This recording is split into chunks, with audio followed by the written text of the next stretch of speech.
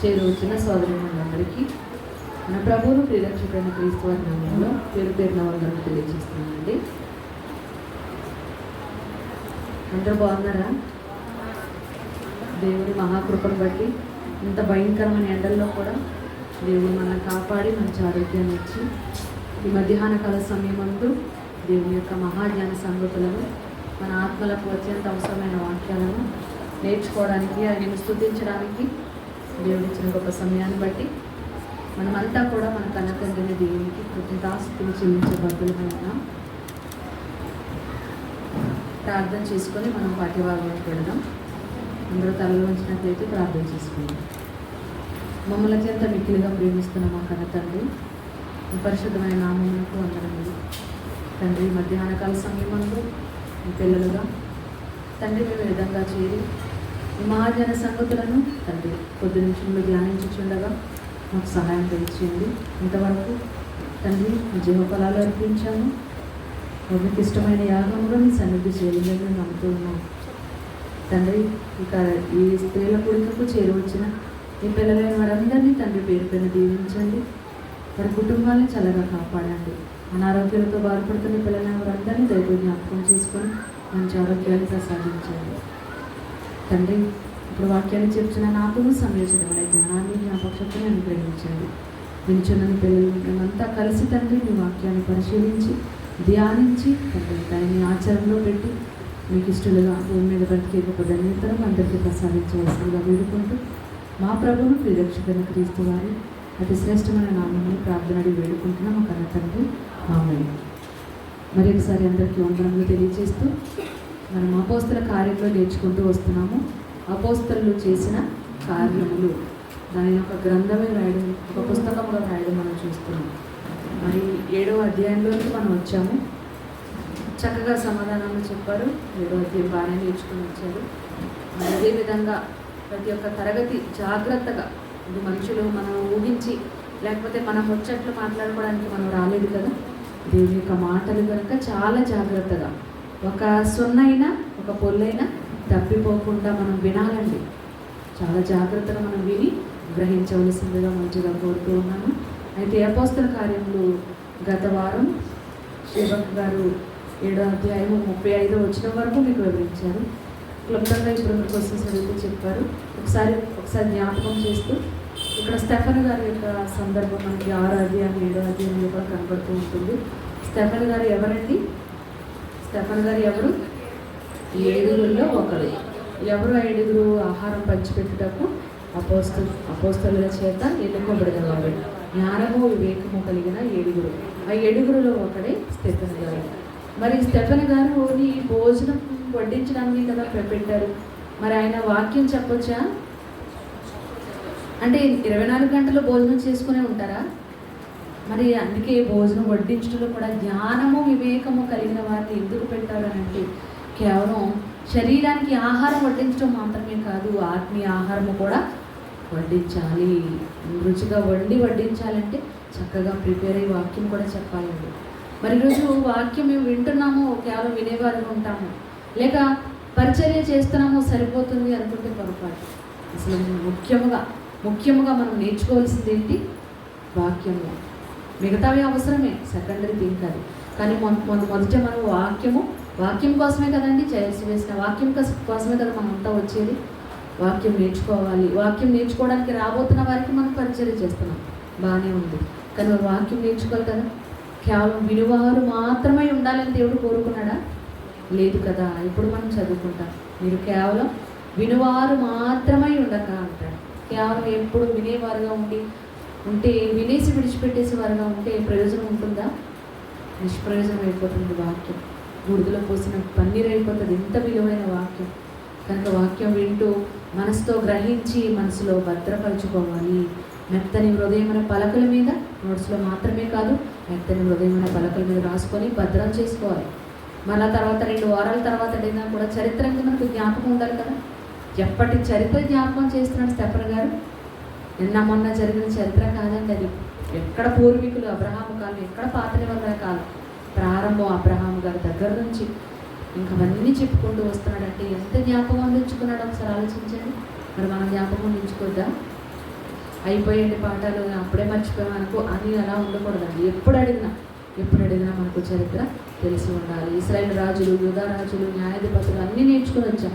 మరి అవి అడగగానే కూడా మనం చెప్పేలా ఉండాలి. మరి ఇప్పుడు అపోస్తల కార్యాలు నేర్చుకున్నాం. అప్పుడే 7 అధ్యాయాలు అయిపోతున్నాయి. మరి 7వ అధ్యాయంలో స్టెఫెన్ గారు వచ్చి బాగా నేర్చుకుంటున్నారు. Very good. అదేవిధంగా నేర్చుకోండి. ఆసక్తి ఇలాగే కొనసాగించండి. లోకంలో ఉన్నదంతా వృధా ప్రయాసం కనుక లోకం గురించి లోకంలో ఉన్న వాటినైనను మీరు ఆశ పెట్టుకోకండి. ఎందుకంటే లోకము దాని ఆశయు గతించిపోతుంది, కానీ దేవుని చిత్తము జరిగించేవాడు నిరంతరము నిలుచును అంటాడు. మరి ఏది దేవుని చిత్తం? మనం అంతా రక్షణ పొందాలి అనేది దేవుని చిత్తం. అంతటితో ఆగకుండా సత్యమును గురించిన, వాక్యమును గురించిన అనుభవజ్ఞులను అయిపోవాలి అనేది దేవుడు ఇస్తున్నాడు అంటాడు. దేవుని కోరిక, దేవుని ఇష్టం, దేవుని చిత్తం.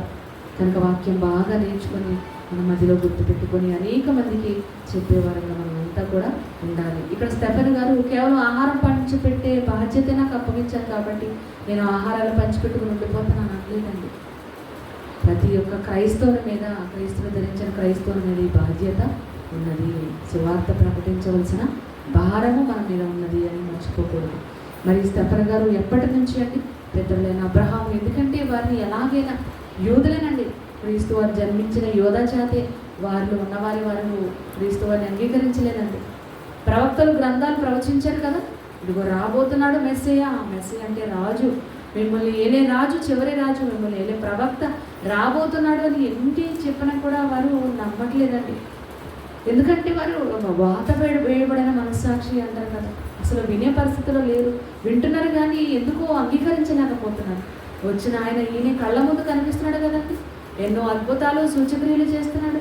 ఏమంటే నానావిధ రోగాలతో బాధపడుతున్న వారిని ఇట్టే నయం చేసేస్తున్నాడు.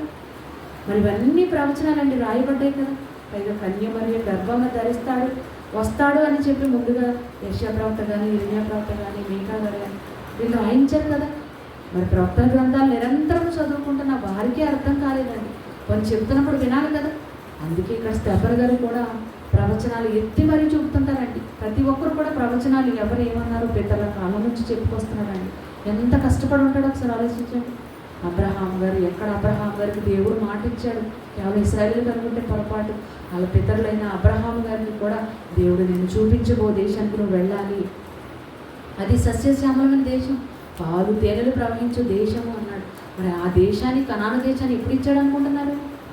ఇశ్రాయేలు ఐగుప్తు బానిసలుగా ఉన్నప్పుడు మోషే గారి ద్వారా నడిపించి అప్పుడు ఇచ్చాడు అనుకుంటే పొరపాటు. అది ఇస్తానని ఎప్పుడు వాగ్దానం చేశాడు? యాకోబు గారికి అబ్రహాం గారు ఏమవుతారు? తాతగారు అండి. మరి ఇశ్రాయేలుకి ఏమవుతారు? ముత్తాత. మరి ఆ కాలంలోనే పితరుడైన అబ్రహాము గారికి వాగ్దానం చేశాడు, ఇదిగో నేను ఆ దేశాన్ని మిమ్మల్ని రప్పిస్తాను, మీరు దానిలో చక్కగా నివసిస్తారు అని ముందే వాగ్దానం చేశాడండి.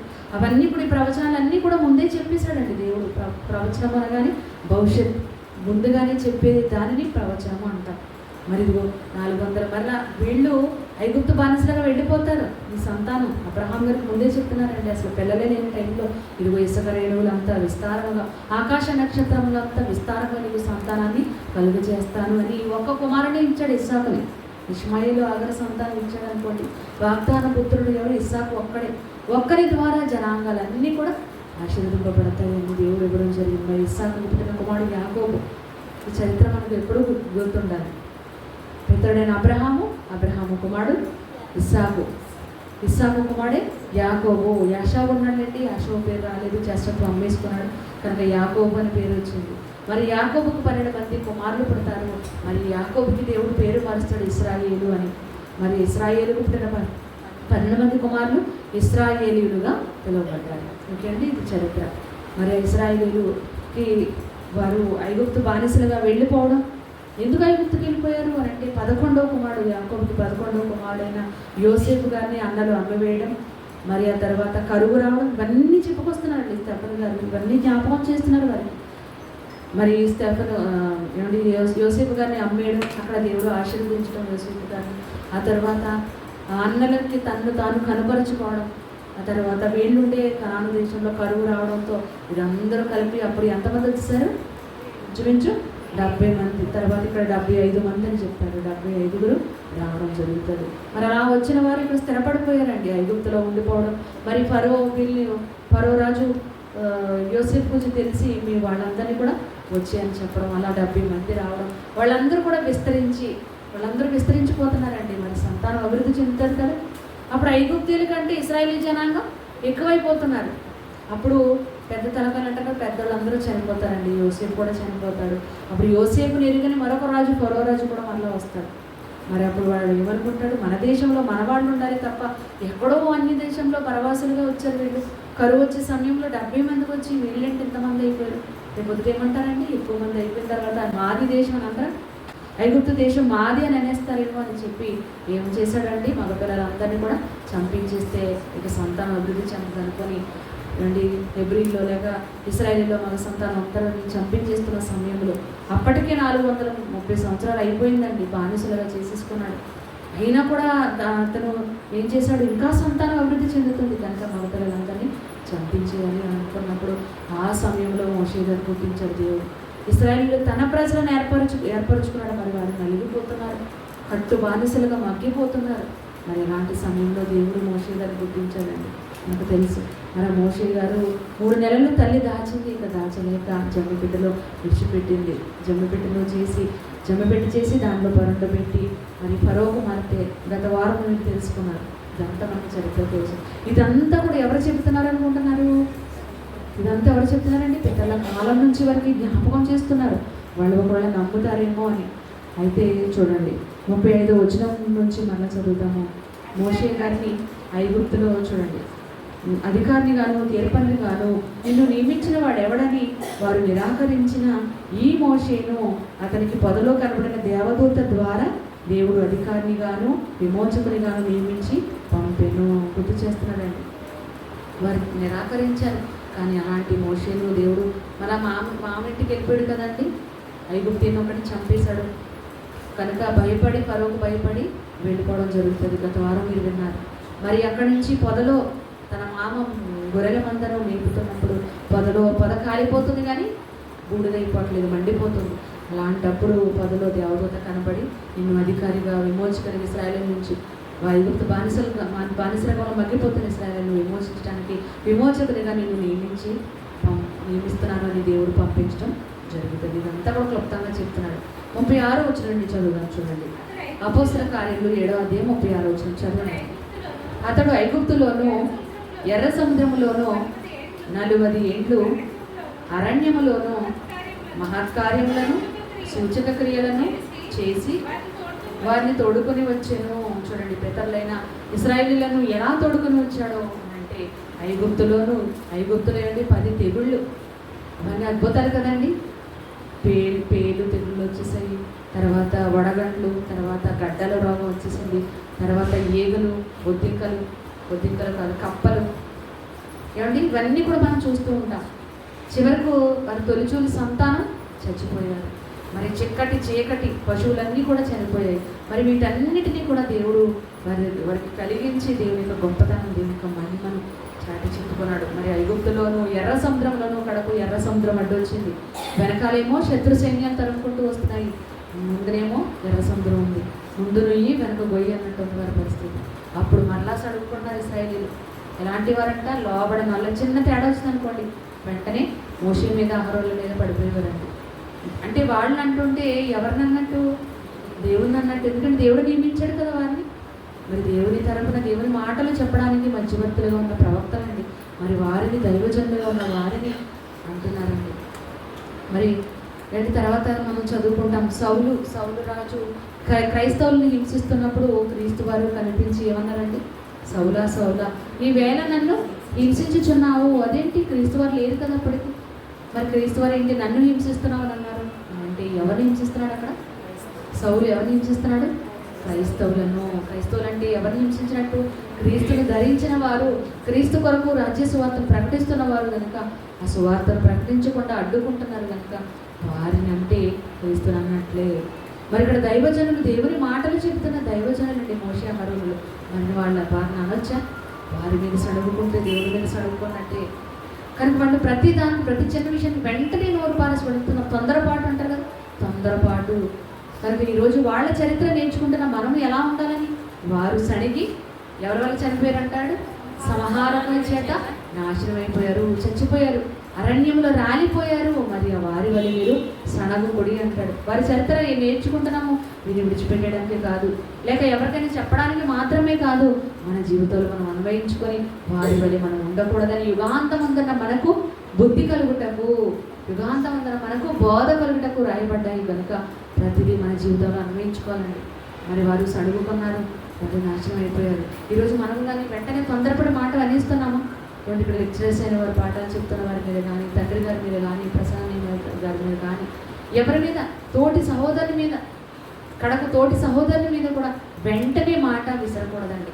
అది ఎంతవరకు నిజానిజాలో తెలుసుకోకుండా మనం వెంటనే మాట్లాడకూడదు. అందుకే ఏమంటాడు, మాట్లాడడానికి వెంటనే తొందరపడి మాట్లాడేమన్నాడా, అది నిజమో కాదు తెలుసుకోకుండా నోరు ఉంది కదని వెంటనే అదిరిపడిపోతండి. నాలుక వెంటనే అదిరిపడును అంటాడు. అవయవలో ఉంచబడిన చిన్న అవయవమే, కానీ ఏమవుతుంది, వెంటనే మాట విసిరేస్తాం.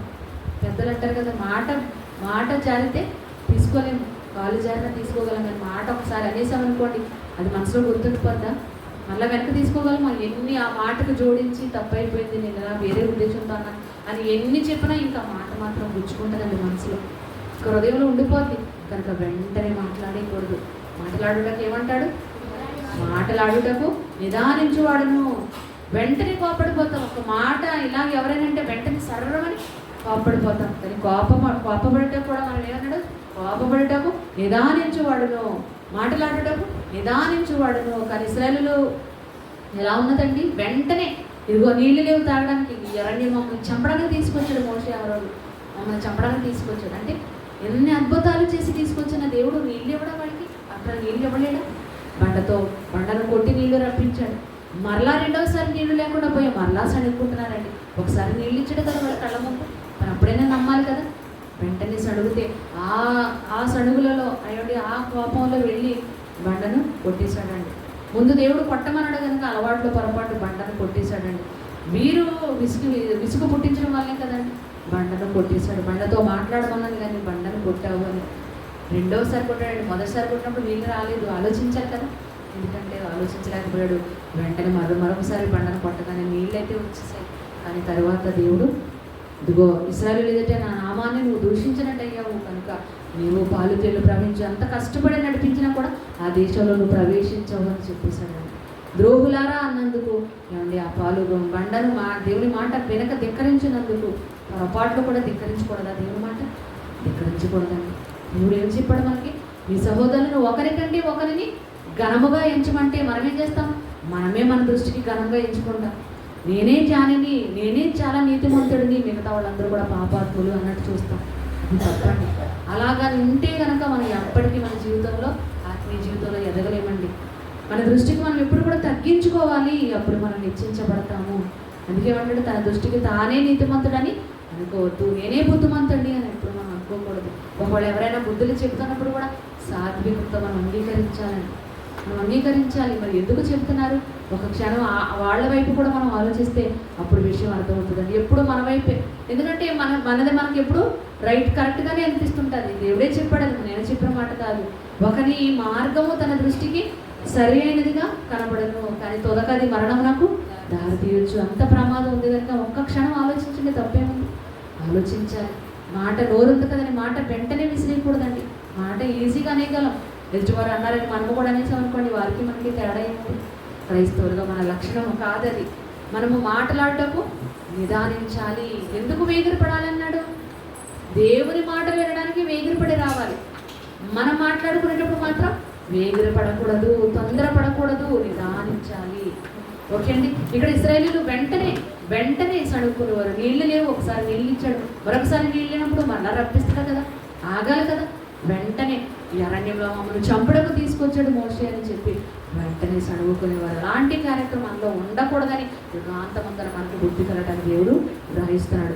మరి ఇక్కడ చూడండి, ఇతడు ఐగుప్తులోను 36వ వచనం, ఐగుప్తులోను ఎర్ర సముద్రములోను 40 ఏండ్లు అరణ్యములోను మహత్కార్యములను సూచక్రియలను చేసి వారిని తోడుకొని వచ్చాను. ఇవన్నీ జ్ఞాపకం చేస్తున్నాడండి మరలా స్థాపన్ గారు. అరణ్యంలో 40 సంవత్సరాలు అండి, 1 సంవత్సరం కాదు, 2 సంవత్సరాలు కాదు, 40 సంవత్సరాలు. ఇంచుమించు సగం జీవితం కదండి. ఇప్పుడు మరి సగటు జీవితం 80 ఏళ్ళు అనుకుంటే సగం జీవితం కదా, 80లో సగం 40 కదా సగటు. మరి 40 సంవత్సరంలో వారిని ఐగుప్తులోను ఎర్ర సముద్రంలోను 40 ఏండ్లు అరణ్యంలో మహత్కార్యాలు సూచక్రియలు చూసుకుంటూ వచ్చారండి. మహత్కార్యాలు సూచక్రియల మధ్య వారు వచ్చారండి. ఇవన్నీ జ్ఞాపకం చేస్తున్నారు స్తెఫను గారు. మరలా ఏమన్నారు, మీరు మోషే గారిని నమ్ముతున్నారు కదా, మీ పితరుడైన మోషే గారిని పుట్టించాడు దేవుడు. అతన్ని చంపించేది పుట్టుకలోనే అనుకుంది అపవాది, కానీ దేవుడు కాపాడుకుంటూ వచ్చాడు. మిమ్మల్ని రక్షించడానికి మోషే ఎంత ప్రయాసపడ్డాడు. మోషే గారు నమ్ముతున్నారు కనుక ఆ మోషే మీరు నమ్ముతున్న మోషే గారే ఏం చెప్పాడో చూడండి అని చెప్తున్నాడండి. ఆ ప్రవచనాన్ని కూడా జ్ఞాపకం చేస్తున్నాడు. ఏంటి ఆ ప్రవచనం చూడండి 37వ వచనంలో, నా వంటి ఒక ప్రవక్తను దేవుడు మీ సహోదరులలో మీకు పుట్టించును. చూడండి ఈ ప్రవచనాన్ని జ్ఞాపకం చేస్తున్నాడు. మరి ప్రవచనం ఎక్కడ ఉంది? ద్వితీయోపదేశ కాండం ఒకసారి తీయండి. ద్వితీయోపదేశ కాండము, ఈ కంఠస్థ పట్టేది రిఫరెన్సెస్ కూడా మీకు జ్ఞాపకం ఉండాలి. ద్వితీయోపదేశ కాండము 18వ అధ్యాయము చదువుకుంటున్న పిల్లలు సిబిటి స్టూడెంట్స్కి తెలుస్తుంది, పాఠాల్లో వస్తుంది కనుక. ద్వితీయోపదేశ కాండము 18వ అధ్యాయము 16వ వచనం. ద్వితీయోపదేశ కాండము 18వ అధ్యాయము 16వ వచనం ఒకసారి చదవండి. ఈ గొప్ప అగ్ని నాకు ఇకను కనబడకుండాను గాక అని చెప్పి తిని, ఆ సమయమున మీ దేవుడైన యెహోవా మీరు అడిగిన వాటి అన్నిటి చొప్పున మీ దేవుడైన యెహోవా మీ మధ్యను నా వంటి ఒక ప్రవక్తను మీ సహోదరులలో మీ కొరకు పుట్టించును. ఆయన మాట మీరు వినవలెను. ఎప్పటి మాట అండి? ఎప్పుడు పుడతాడో, ఎప్పుడు వినాలి మాట అంటే భవిష్యత్ ప్రణాళిక ముందే చూడండి, ముందే చెప్పేశారు మోషే గారు. ఇది నా శకం అయిపోతుంది, నేను వెళ్ళిపోతాను, కానీ నా వంటి ఒక ప్రవక్తను మీ సహోదరులలోనే, మీ యోధా జాతిలోనే, మీ ఇశ్రాయేలులోనే పుట్టిస్తాడు. కనుక మీరు అన్ని విషయాల్లో ఆయన మాట వినాలి, ఆయన మాటకు లోపడాలి. నా మీద అయితే మీరు సడిగేసుకుంటున్నారు, కానీ ఆయన మాట మీరు అన్ని విషయాల్లో తప్పకుండా మీరు వినాలి. ఎందుకంటే మీ కొరకే నేను ఎలాగైతే ఐగుప్తు బానిసలుగా ఉంటున్నా మిమ్మల్ని విమోచించడానికి విమోచకుడిగా దేవుడు నన్ను ఏర్పరిచాడో, పాపంలో మగ్గిపోతున్న సర్వమానవాళి మీతో పాటు అన్యజనులను కూడా రక్షించడానికి విమోచకుడిగా మీ యోధా జాతిలోనే రాబోతున్నాడు. ఎందుకంటే ఇశ్రాయేలీలు ధర్మశాస్త్రం మోషే గారి ద్వారా ఇవ్వబడిన పాత ధర్మశాస్త్రం ఆజ్ఞలను పాటించలేకపోతున్నారండి. మరి పాటించలేక దేవునికి దూరం అయిపోతున్నారు. మరి ఒక్క ఆజ్ఞ విషయంలో తప్పిపోయినా మిగిలిన ఆజ్ఞలన్నిటి విషయంలో అపరాధులు అయిపోతున్నారు. అంత కఠినంగా కఠినంగా మారిపోయేది కనుక, లోబడనల్లని ప్రజలు కనుక అంత కఠినంగా దేవుడు వారికి ధర్మశాస్త్ర ఆజ్ఞలు ఇవ్వడం జరిగిందండి. మరి వారు పాటించలేక దేవునికి శాపగ్రస్తులైపోయి దేవునికి దూరం అయిపోతున్న తరుణంలో మరి వారిని రక్షించడానికి విమోచకుడిగా పుట్టిన వాడే యేసుక్రీస్తు వారండి. నా బట్టి ఇక్కడ మోషే లాంటి సాత్వికము దీన మనసు కలిగిన వాడు యేసుక్రీస్తు వారు. ఎప్పటి కాలం అండి? ఎప్పటి కాలం? క్రీస్తు శకం, క్రీస్తు వచ్చిన కాలం, క్రీస్తుకు పూర్వం పితరుల కంటే పితరుల కాలంలో మోషే గారు చెప్తున్నారండి. మోషే గారు ఏమంటారు, నా వంటి ఒక ప్రవక్తను మీ సహోదరులని మీ కొరకు పుట్టిస్తాడని మీ మోషే ప్రవక్తే చెప్పాడు కదా అని ఇక్కడ స్తెఫను గారు జ్ఞాపకం చేస్తున్నారండి. క్రీస్తు శకం కాలంలో, క్రీస్తు పూర్వం జరిగిన ఆ కాలాన్ని గుర్తు చేస్తూ ఉన్నారు. మోషే గారు ఏమన్నారు, నా వంటి ఒక ప్రవక్తను మీ దేవుడు మీ సహోదరులలో మీ కొరకు పుట్టించును. మీరు అన్ని విషయంలో ఆయన మాట మీరు వినాలి అని ముందే చెప్పాడండి. కానీ విన్నారండి? వారి కొరకు పంపించిన ప్రవక్తల మాటే వినలేదండి. అందుకే మత్తయి సువార్తలో అంటాడు కదా 23:35 వచనంలో, వారు ఎంతోమంది ప్రవక్తలు పంపిస్తే ఉపమానం కూడా యేసుక్రీస్తు వారు చెప్తారండి. ఏమండి, తోటమాలి ఏమండి పంపిస్తూ ఉంటాడు, తన పనివారి దాసులు పంపిస్తే వారిని కనికరించక చంపేశారు. తర్వాత చివరిగా తన కుమారుడు పంపిస్తే వారు మాట వింటారేమో, ఇతను వారసుడు కదా వింటారేమో, ఇతను కుమారుడు పంపిస్తే అతను కూడా ఇతను వారసుడు కనుక ఇతను చంపితే మంచిదని అతను కూడా చంపేశారని ఉపమాన రూపంలో చెప్తారు. అలాగే ఇంకా డైరెక్ట్గా కూడా చెప్తారు, మీరు మీ సహోదరులు ఏం చేశారు, ప్రవక్తలందరినీ కూడా మీ కొరకు పంపించారు, ప్రవక్తలందరినీ కూడా మీరు చంపేశారు. యెరూషలేమా మీ యొద్దకు పంపబడిన ప్రవక్తలను చంపచ్చు ఉండుదానా అంటాడంటే. యెరూషలేం అంటే భూభాగం మట్టి కాదండి, దానిలో నివసిస్తున్న ప్రజలు, ఇశ్రాయేలు జనాంగం. వారు తమ యొద్దకు పెందలకడే లేచి దేవుడు పంపించినా కూడా ప్రవక్తల మాట కూడా వినలేదండి. ఎంతోమంది రాజులు వచ్చారు, న్యాయాధిపతులు వచ్చారు అంతకుముందు, వారి మాట కూడా వినలేదు. ఒక సందర్భంలో వినేవారు, తర్వాత మళ్ళీ అన్యుల వైపు తిరిగిపోయేవారు. దేవునికి అవధేయులుగా లోబడనల్లని ప్రజలుగా వారు మిగిలిపోయారు. మరి వారిలోనే అంటే నా వంటి ఒక ప్రవక్త పుట్టిస్తాడని మోషే చెప్పాడు కదా. మరి చెప్పిన మాట ప్రకారం వచ్చిన ప్రవక్తే ఎవరు? యేసుక్రీస్తు వారు. రాబోతున్న మెస్సీ ఎవరో కాదు, ఈయనే అని స్టెఫన్ గారు సువార్త ప్రకటిస్తున్నారండి. మరి చూడండి కిందకి చదవగలిగితే, సీనాయి పర్వతం మీద తనతో మాట్లాడిన దేవదూతతోనూ మన పితరులతోనూ అరణ్యములోని సంగమందు ఉండి మనకిచ్చుటకు జీవవాక్యములను తీసుకుని వాడు ఇతడే. ఆ మోషే గారు ఎవరో కూడా మరలా జ్ఞాపకం చేస్తారండి. ఆ మోషే గారు ఎవరో కాదు, సీనాయి పర్వతం మీద జీవవాక్యాలు దేవుడు ఇచ్చాడు కదా. మరి ఆ మోషే ఎవరో కాదు, ఇతడే అని చెప్తున్నాడండి. అరణ్యములోను సంఘమందు అంటే ఇశ్రాయేలు సంఘము, ఇశ్రాయేలు అందరూ మధ్య మనకిచ్చుటకు జీవవాక్యంలో తీసుకుని వచ్చిన వాడు ఇతడే అని జ్ఞాపకం చేస్తున్నారు. ఇతనికి మన పితరులు లోబడనుల్లక ఇతనిని త్రోసివేసి తమ హృదయములలో ఐగుప్తునకు పోగోరిన వారై, చూడండి, మాకు ముందు నడుచునట్టి దేవతలను మాకు దయచేయుము. ఇప్పటి ఐగుప్తు దేశంలో నుండి మనలను తోడుకొని వచ్చిన ఈ మోషే ఏమాయనో మాకు తెలియదని అహరోనుతో అనేది. చూడండి, 40 దినములు అరణ్యంలో మోషే గారు సీనాయి పర్వతం మీద ఉండిపోయారు కదండి. మరి దేవుడు ఇశ్రాయేలుకు చెప్పమన్న ఆజ్ఞలన్నీ కూడా దేవుడు రాతి పలకల మీద వ్రాయించి ఇస్తున్నాడు. అలాంటి సమయంలో మమ్మల్ని రక్షించడానికి వచ్చానన్నాడు. ఈ మోషే ఏమయ్యానో, చనిపోయి ఉంటాడు, ఇన్ని రోజులు ఉండడు, చచ్చిపోయి ఉంటాడు, కనుక మీరు ఏం చేస్తావు తెలుసా? ఆరోన్ ఏమన్నారండి, మాకు ఐగుప్తు దేశంలో నుండి మనలను తోడుకుని వచ్చిన ఈ మోషే ఏమాయనో. చూడండి ఎంత దారుణంగా మాట్లాడుతున్నారు. అంతవరకు నడిపించాడు కదండి. ఎంతో కష్టపడి వారు ఎంత సడుగుకుంటున్నా నడిపించినప్పటికీ వారు ఎంత తొందరగా మాట విసిరిస్తున్నారో చూడండి. తోడుకొని వచ్చిన ఈ మోషే ఏమైనో మాకు తెలియదని అహరోనుతో అనేది. ఆ దినములలో వారు దూడను చేసుకొని ఆ విగ్రహమునకు బలి అర్పించి తమ చేతులతో నిర్మించిన వాటి యందు ఉల్లసించిరి. చూడండి, జీవముగల దేవుణ్ణేమో విడిచిపెట్టేశారు, తమ చేతులతో చేసుకున్నారు దూడ. మరి ఆ దూడకు మొక్కి ఎంతవరకు మనం ఐగుప్తు దేశంలోంచి నడిపించినది ఈ దూడే అని మొక్కుతున్నారంట. ఎంత దారుణమైన పరిస్థితి అండి. అసలు బుద్ధి ఉందా ఇశ్రాయేలుకు? చూడండి, కళ్ళారా అన్నీ కూడా చూసిన వారు మరొక దూడను చేసుకుని వారి చేతులతో చేసుకుని దూడ యందు ఉల్లసిస్తున్నారంట, ఆనందపడుతున్నారండి. ఆ దూడ ముందు గంతులు వేస్తున్నారు. అందుకు దేవుడు వారికి విముఖుడై అంతవరకు వారి పక్షాన ఉండి వారి తరఫున ఎంతో మందిని అన్ని జాతుల్ని ఓడించి వారిని నడిపిస్తే, వారి కొరకు ప్రవక్తలు అంతమందిని పుట్టిస్తే, చూడండి మోషే గారిని పుట్టించి వారి కొరకు ఆజ్ఞలు గల ధర్మశాస్త్రాన్ని ఇవ్వబోతున్న ఆ సమయంలో ఈ మోషే ఏమైపోయాడో.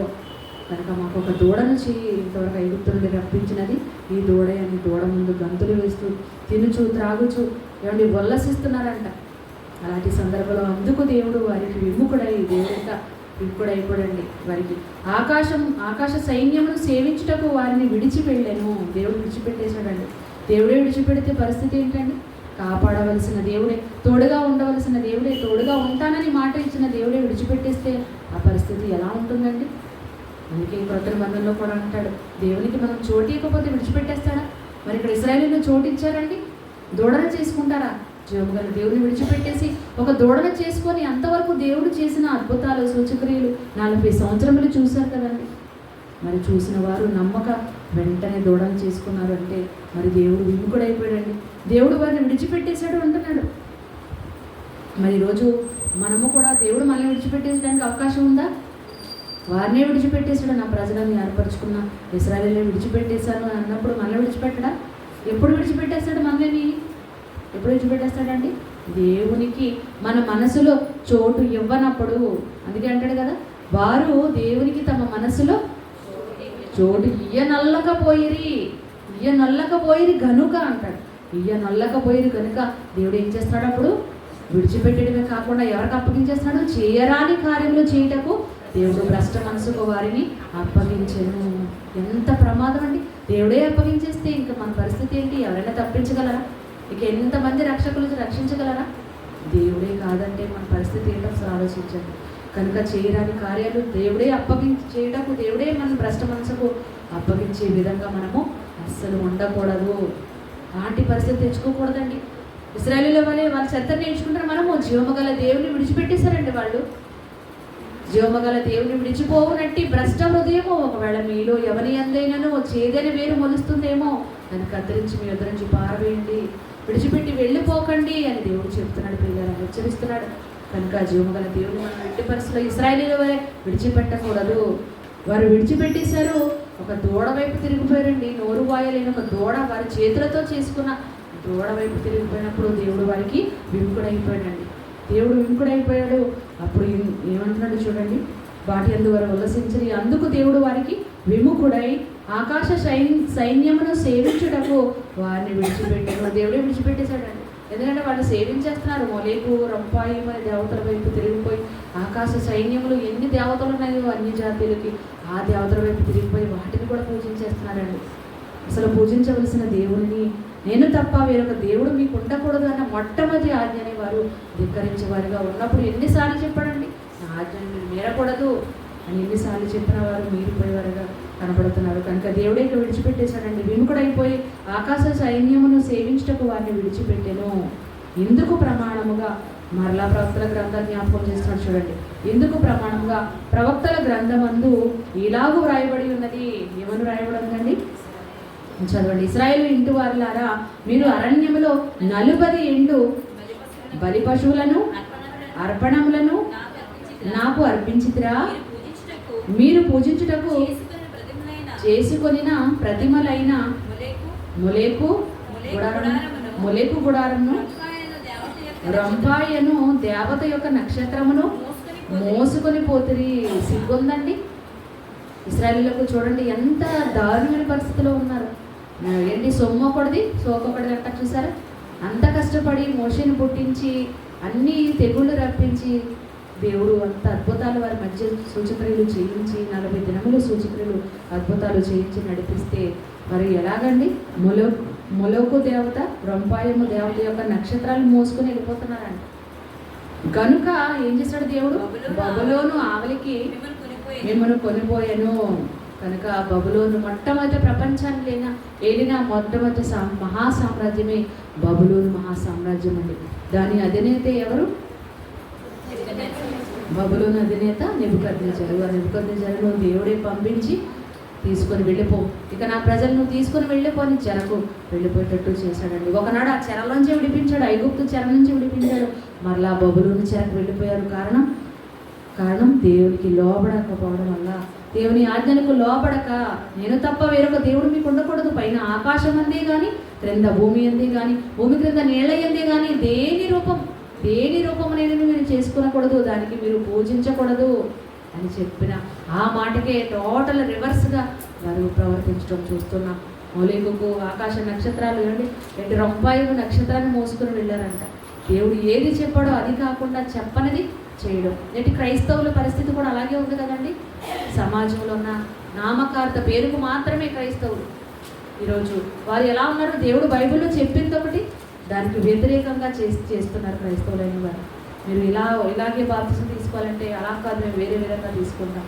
అలాగే మీరు సంఘానికి క్రీస్తు రక్తం కార్చాడు కనుక సంఘానికి పేరు క్రీస్తు పేరు పెట్టుకోండి అంటే రకరకాల పేర్లు, వారికి ఇష్టం వచ్చిన పేర్లు వాళ్ళు పెట్టుకోవడం.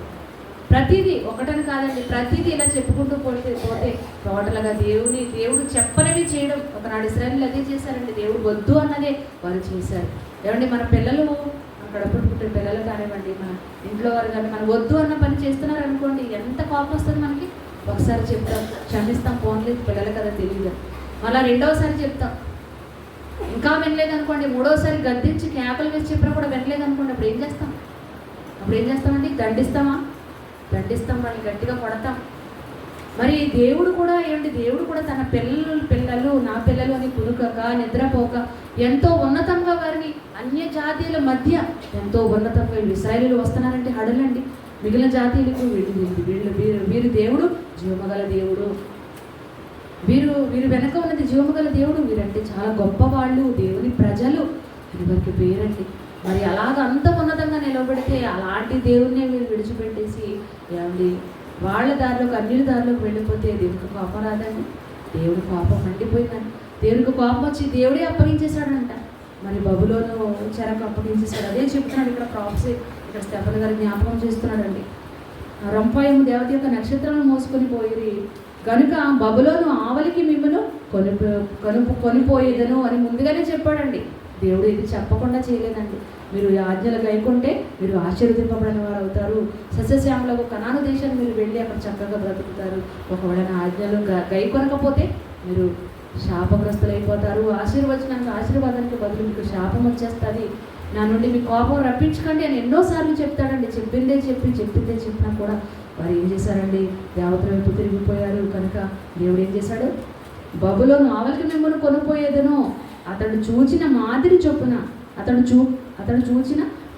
చొప్పున వారిని చేయవలనని మోషేతో చెప్పినవాడు ఆజ్ఞాపించిన ప్రకారము సాక్ష్యపు గుడారము అరణ్యంలో మన పితరుల యొద్ద ఉండెను. చూడండి, సాక్ష్యపు గుడారం యొద్ద అతడు చూపడం మాదిరి. ఇదిగో మీరు వినకపోతే బబులోను చెరకు వెళ్ళిపోతారు. అతడు చూచిన మాదిరి చొప్పున వారి దాన్ని చేయవలనని మోషేతో చెప్పినవాడు. ఇదిగో నేను చూపుతున్నాను కదా, దేవుడు ఎలాగైతే చూపిస్తున్నాడో దర్శనంలో అదే విధంగా ఆ ప్రత్యక్ష గుడారాన్ని కట్టాడు కదండి మోషే గారు. ఆ మోషే ఈ తడే అని జ్ఞాపకం చేస్తున్నాడు. మరి ఈ ప్రవచనం ఎక్కడ ఉందండి? ఇశ్రాయేలు ఇంటి వారులారా, మీరు అరణ్యంలో 40 ఏండ్లు బలి పశువులను అర్పణంలో నాకు అర్పించితరా, లేకపోతే దేవతలకు అర్పించారా? దేవుడు అడుగుతున్నాడండి. మీరు పూజించుటకు చేసుకున్న ప్రతిమలైన మొలోకు గుడారం కట్టుకున్నారు. ప్రత్యక్ష గుడారం దగ్గర నా దగ్గర మీరు రాలేదు. ప్రతిమలైన మొలోకు గుడారంలో రంపాయము దేవత యొక్క నక్షత్రం మోసుకొని పోయారు అని దేవుడు ముందుగా వారికి చెప్తున్న ప్రవచనాన్ని ఇక్కడ స్టెఫెన్ గారు చెప్తున్నారు. అయితే ఈ ప్రవచనం ఎక్కడ ఉందో చూద్దామా? ఆమోసు గ్రంథము తీయండి. ఆమోసు గ్రంథము 5వ అధ్యాయం. ప్రియులారా, చిన్న ప్రవక్త అయిన ఆమోసు గారి ద్వారా చెప్పబడిన ప్రవచనం ఇక్కడ స్టెఫెన్ గారు జ్ఞాపకం చేస్తున్నారు. ఆమోసు గ్రంథము 5వ అధ్యాయము 25 నుంచి 27 వచనములు. ఆమోసు గ్రంథము 5వ అధ్యాయము 25 నుండి 27 వచనములు. ఇశ్రాయేలు వారులారా, చూడండి, ఇదే మాటలు ప్రవచనం మనకు కనబడుతుంది. అరణ్యమందు 40 సంవత్సరములు మీరు బలులను నైవేద్యములను నాకు అర్పించితిరా, మీరు మీ దేవత అయిన మొలోకు గుడారమును మీరు పెట్టుకొనిన విగ్రహముల పీఠములను మీరు మోసుకొని వచ్చితిరి కదా. కాబట్టి దమస్కు పట్టణం అవతలకి మిమ్మల్ని చెరగొని పోవుదును అని యెహోవా సెలవిచ్చుచున్నాడు. చూడండి, మీరు నన్ను విడిచిపెట్టేసి అన్ని దేవతలను పూజిస్తున్నారు, వాటికి ఉన్నత స్థలాలు పీఠములను కట్టుచున్నారు. కనుక మిమ్మల్ని ఎక్కడ తీసుకెళ్ళిపోతాం? దమస్కు, మొట్టమొదటి మహాసామ్రాజ్యమైన బబులోను చెరకు దేవుడు అప్పగించేశాడండి. నెబుకద్నెజరు రాజు దండెత్తు వచ్చి ఇక్కడ దేవాలయం అంతా బంగారం అంతా ఒలి చేసుకొని ఇశ్రాయేలు అందరినీ బానిసలుగా తీసుకువెళ్ళిపోవడం జరిగింది. కారణం ఇశ్రాయేలీలు జీవముగల దేవుని విడిచిపెట్టేయడం వలన. ఓకే అండి, ఈ ప్రవచనం ఎక్కడ ఉంది చెప్పండి? 5:25 25 నుంచి 27. ఆమోసు గ్రంథము 5వ అధ్యాయము 25 నుంచి 27 వచనం. ఈ ప్రవచనాన్ని ఇక్కడ మోషే గారు చెప్పిన ఆ ప్రవచనాన్ని ఇక్కడ ఎవరు జ్ఞాపకం చేస్తున్నారు? స్టెఫెన్ గారు వీరికి జ్ఞాపకం చేసి చెప్తున్నారు. ఓకే అండి, 44 వచనం. అతడు చూచిన మాదిరి చొప్పున దాన్ని చేయవలెనని మోషేతో చెప్పిన వాడు ఆజ్ఞాపించిన ప్రకారము సాక్ష్యపు గుడారము అరణ్యంలో మన పితరుల యొద్ద ఉండెను. మన పితరుల యొద్ద ఏముంది? సాక్ష్యపు గుడారం కూడా ఉంది. దేవుడు చూపించిన విధముగా ఆ మాదిరి చొప్పునే చేశాడు. అతను ఎవరో కాదు, మోషే గారు చేశారని చెప్తున్నాడు. ఇంకా 45 వచనం. మన పితరులు తమ పెద్దల చేత దానిని తీసుకొనిన వారే. సాక్ష్యపు గుడారాన్ని మన పెద్దల చేత తీసుకున్నారు. దేవుడు తమ ఎదుట నుండి వెళ్ళగొట్టిన జనములను వారు కొన్నప్పుడు యెహోషువతో కూడా ఈ దేశంలోనికి దానిని తీసుకొని వచ్చిరి. ఆ మందసము సాక్ష్యపు గుడారమును ఈ దేశంలో కూడా తీసుకుని వచ్చారు అని జ్ఞాపకం చేస్తున్నాడు. అది దావీదు దినం వరకు ఉండెను. దావీదు దినం వరకు ఉంది కదండి. మరి దావీదు నుండి వేరే ప్రాంతంలో ఉండిపోయినప్పుడు మందసం దాన్ని అంగరంగ వైభవంగా తీసుకొని రావడం జరుగుతుంది. ఆ సమయంలోనే నేను నాట్యం చేయడం మనం చూస్తూ ఉంటాం. కనుక అదే చెప్తే అదే జ్ఞాపకం చేస్తున్నాడు. అది దావీదు దినముల వరకును ఉండెను. అతడు దేవుని దయ పొంది, 6వ వచనం, అతడు దేవుని దయ పొంది యాకోబు యొక్క దేవుని నివాస స్థలము కట్టగోరెను. దావీదు గారు ఏంటండి, దేవుని మందసం ఎక్కడ ఉండిపోయిందండి? అలా వచ్చిన ఆ సాక్ష్యపు గుడారమే సాక్ష్యపు గుడారంలో ఉండేది మందసం అండి. దేవుడు అక్కడికి వచ్చి మాట్లాడుతూ ఉండేవాడు మేఘంలో. మరి అలాంటప్పుడు ఆ మందసము ఎక్కడ ఉండిపోయిందండి? అనాది కాలం నుంచి దావీదు కాలం వరకు కూడా గుడారాల్లో ఉండిపోయింది. దానిని మోసుకుంటూ వెళ్ళారు మరి అరణ్యంలో. కాబట్టి ఇప్పుడు స్థిరపడిపోయింది కదా, కనాను దేశం వచ్చి చక్కగా స్థిరపడిపోయిన తర్వాత మరి నా దేవుని మందసం అయితే ఎక్కడ ఉండిపోయింది? నేనైతే దేవదారు రాణుతో కట్టిన ఇంటిలో నివాసం చేస్తున్నాను, ఒక రాజుగా వెలుగొందుతున్నాను. ఆ రాజుని చేసింది దేవుడు. ఎక్కడో గొర్రెల దొడ్డులో ఉన్న నన్ను హెచ్చించి ఇంత రాజుగా దేవుడు చేశాడు. మరి ఆ దేవుని మందసం ఏంటి? డేరాల్లో ఉండిపోయింది. ఎండకు ఎండి వర్షానికి తడుస్తూ డేరాలు ఎలా ఉంటుందండి? మరి కనుక ఏం చేయాలనుకున్నాడు? యాకోబు యొక్క దేవుని నివాస స్థలము కట్టగోరెను. నా దేవునికి కూడా మంచి మందిరం కట్టాలి, సిమెంట్ ఇటుకలతో కాదు. దాని మీద ఏం చేయాలి? బంగారము పొదిగించాలి, బంగారు దేవాలయం కట్టాలి, నిర్మించాలి అని అనుకున్నాడండి. అయితే ఇదంతా కూడా జ్ఞాపకం చేస్తున్నాడు. అయితే 47-50 వచ్చిన కలిసి చూడండి. అయితే సొలొమోను ఆయన కొరకు మందిరము కట్టించెను. దావీదు గారు కట్టాలనుకున్నారు కానీ దేవుడు ఎవరి ద్వారా కట్టించాడు? సొలొమోను కుమారుడు, నీ గర్భవాసం నుంచి వచ్చిన ఈ కుమారుడు దానిని దాన్ని కడతాడు అని చెప్పినప్పుడు దావీదు గారు దానికి కావాల్సినదంతా కూడా దేవదారు ప్రాణులు కానివ్వండి, బంగారం కానివ్వండి, వెండి కానివ్వండి, ప్రతిదీ కూడా సమకూర్చి తన కుమారునికి ఇవ్వడం, తన కుమారుడిని సొలొమోను గారు ఆ బంగారు దేవాలయం కట్టారండి. మరి దాంట్లో దేవుడు ఉంటాడా? బంగారంతో కట్టిన దాంట్లో ఉంటాడా? బంగారం అది మనకు విలువైనగా ఎంచుతాం కానీ దేవుడికి ఆఫ్టరల్ అండి. అదొక మట్టి నుంచి దేవుడు తీశాడు. కానీ అలాంటి ఆటల్లో దేవుడు ఉంటాడా? ఏమంటున్నాడో చూడండి. ఆకాశము నా సింహాసనము, భూమి నా పాదపీఠము, మీరు నా కొరకు ఎలాంటి మందిరము కట్టుదురు? ఏదో వారు కడతానంటున్నారు కనుక కట్టమన్నాడు కానీ దానిలో దేవుడు నివసించడానిక? అసలు ఆకాశం మీద కూర్చొని సింహాసనం అండి. ఆకాశం నా సింహాసనము, భూమి నా పాదం పెట్టుకుని పీట అంటున్నారండి. మరి ఆ పాదపీఠంగా భూమి ఉన్నప్పుడు ఆ భూమి మీద ఎలాంటి నివాసం కట్టేస్తారు? మీరు నా కొరకు ఎలాంటి మందిరం కట్టుదురు? నా విశ్రాంతి స్థలం ఇది, ఇవన్నీ నా హస్తకృతములు కావా అని ప్రభువు చెప్పుచున్నాడు. చూడండి, రాజుల గ్రంథంలో ఉంటుంది ఈ మాట. అక్కడ సొలొమోను గారు కడతానన్నప్పుడు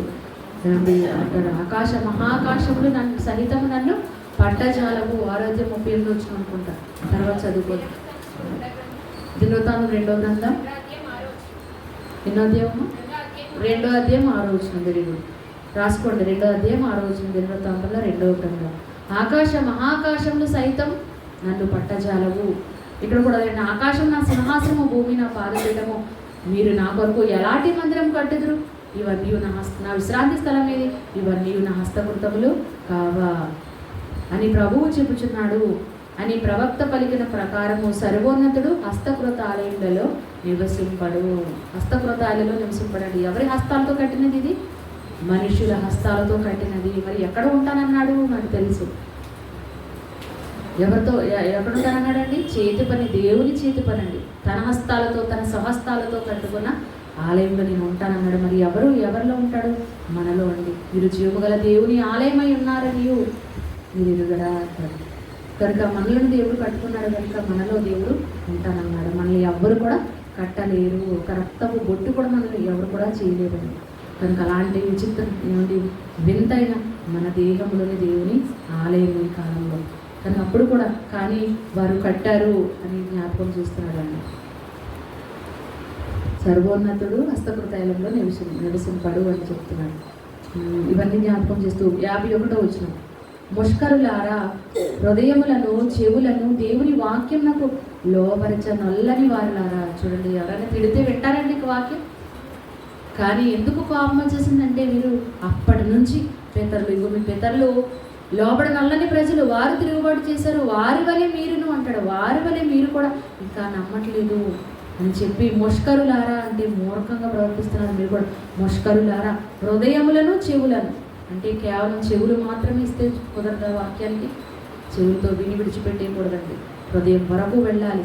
హృదయములను చెవులను దేవుని వాక్యమునకు లోబరచనొల్లని వారులారా. చెవులు ఇవ్వట్లేదండి, అసలు మాట వినట్లేదండి. చెప్పిన మాట వింటేనే కదండి అర్థమవుతుంది, మనసుతో గ్రహిస్తే. అసలు మాట ప్రారంభం మాటే వినకపోతే ఇంకా హృదయంలోకి ఏమిడుతుంది, ఇంకేం గ్రహిస్తారు? కనుక ఎంత భయంకరంగా ఉన్నారు చూడండి ఇశ్రాయేలీయులు. మనకే ముష్కరులారా అని సంబోధిస్తున్నాడు ఇక్కడ స్టెఫెన్ గారు. ముష్కరులారా, హృదయములను చెవులను దేవుని వాక్యంనకు లోబరచనొల్లని వారులారా, మీ పితరుల వలె మీరును. వాళ్ళు ఎలాగైతే లోపరచలేదు, వాళ్ళు ఎలాగైతే లోపడలేదో, వాళ్ళు ఎలాగైతే తిరుగుబాటు చేశారో, మీరు కూడా మీ పితరుల వలె మీరును ఎల్లప్పుడూ, అప్పుడప్పుడు కాదండి, ఎల్లప్పుడూ పరిశుద్ధాత్మను ఎదురించుచున్నారు. పరిశుద్ధాత్మను దుఃఖపరచకూడదండి. బాప్తిజం తీసుకున్న తర్వాత పరిశుద్ధాత్మ దేవుడు వరముగా మనకు దేవుడు అనుగ్రహించాడు, ఎల్లప్పుడూ మనతో ఉండడానికి వచ్చాడు. మరి అలాంటి పరిశుద్ధాత్మను మనం దుఃఖపరచకూడదు. ఈరోజు మనము ధరించుకున్న, మనం కలిగి ఉన్న మనము ఆ రోజు ఏం చేస్తున్నారంటే, వారు పితరుల వలె వారు మీరును ఎల్లప్పుడూ పరిశుద్ధాత్మను ఎదురించుచున్నారు. పరిశుద్ధాత్మను దుఃఖపరిస్తే ఏంటంటే నష్టం? పరిశుద్ధాత్మ అసలు దుఃఖపరచడం ఈ యుగమందైనను రాబో యుగమందైనా అసలు క్షమాపణ లేదు అన్నప్పుడు ఎంత జాగ్రత్తగా ఉండాలి. మరి పరిశుద్ధాత్మ పాఠంలో ఉంటుంది. మరి పరిశుద్ధాత్మకు వ్యతిరేకమైన పాపం ఏంటి? పరిశుద్ధాత్మ మనకు కనబడుతున్నాడా? కనిపించట్లేదు, మనలో ఉన్నాడు. మరి మనలో ఉన్న, ఇప్పుడు నాలో ఉన్న పరిశుద్ధాత్మ మీలో లేడా? పక్క సహోదరులో లేడా?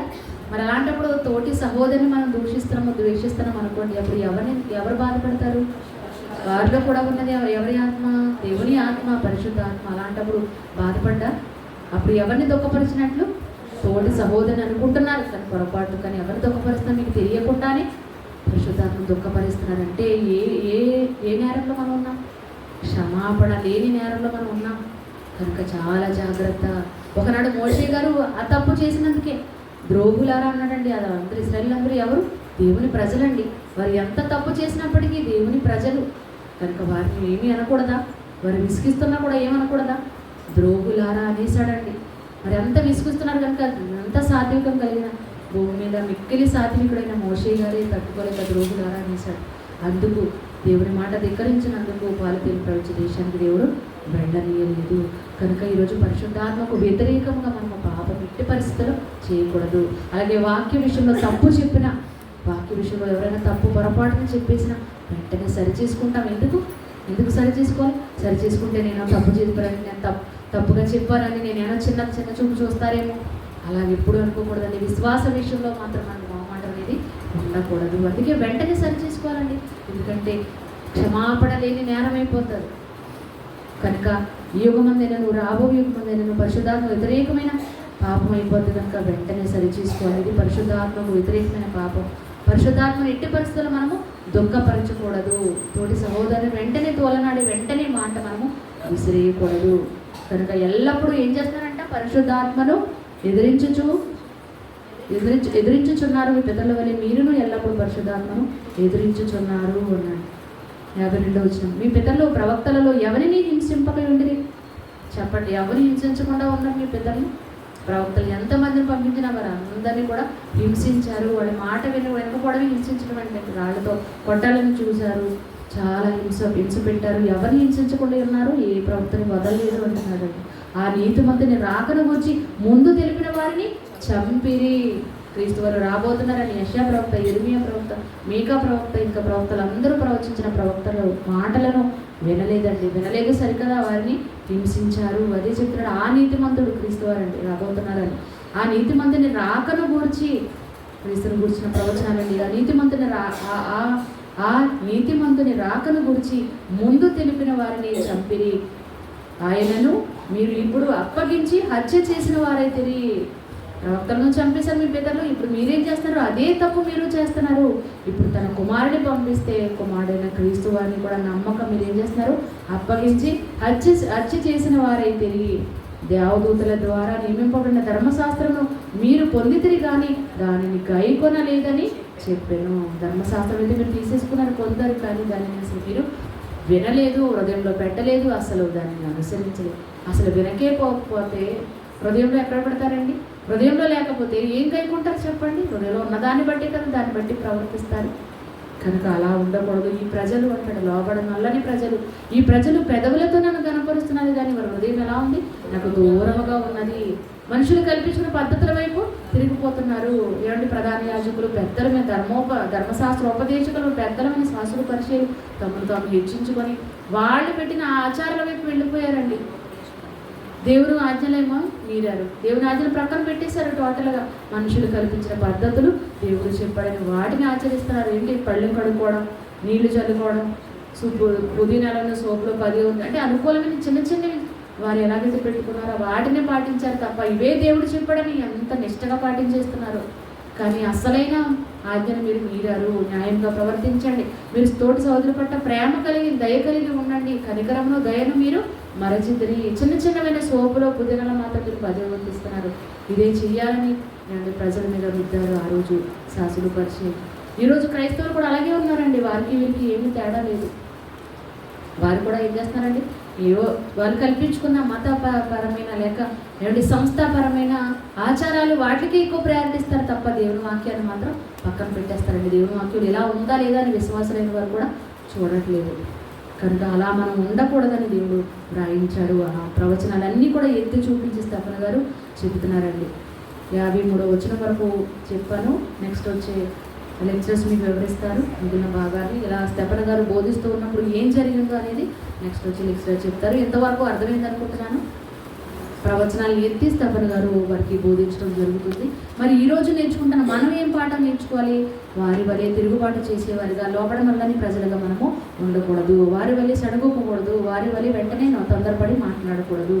కనుక ఇంతవరకు ఓపిక విన్నందుకు మీ అందరికీ కూడా వందనములు తెలియజేస్తూ, అధ్యక్షులు ఉపాధ్యక్షుల వారికి కూడా అవకాశం ఇచ్చినందుకు వందనములు తెలియజేస్తున్నాను. అందరికీ కూడా థ్యాంక్ యూ.